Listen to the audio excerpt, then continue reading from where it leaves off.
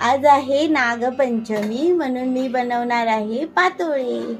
पातोळे ना, त्याला पातोळेच बोलतात ना. हळदीचं एक अख्ख पान होतं, त्याचे मी 2 तुकडे केले. हे असं पान ठेवलंय आणि ते हे उकड आहे तांदळाच्या पिठात. हे पुरण आहे जे आपल्याला पातोळ्यामध्ये भरायचे. ओके, हा बघा आमचा नागोबा, आमच्या नागोबाची पूजा ना. मी असं पान घेतलंय आणि हा गोळा घेतला. तो थोडा हातावर असा मळायचा आणि त्याच्यावर असं थापून घ्यायचं. हे असं भरायचं.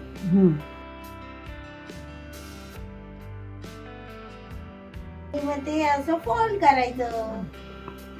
त्याला म्हणतात पातोळे. हे बघा, हा पहिला पातोळा झालेला आहे.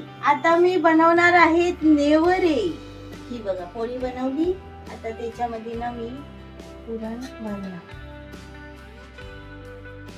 भरलं आणि मध्ये असं दुमडायचं. असं दुमडून झालं की हे असं फोल्ड करायचं. ह्याला बोलतात नेवरे. हे बघा, हा माझा पहिला नेवरे झालेला आहे. आणि इथे ना एका चाळणीमध्ये हळदीची पानं टाकून ठेवली. आता ते एक एक नेवरे ठेवणार. त्याच्यावर पाणी ठेवलंय.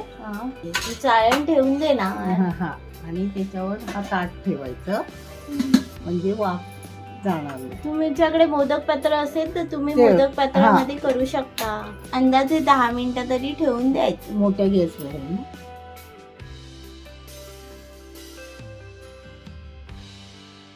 हे बघा झाले.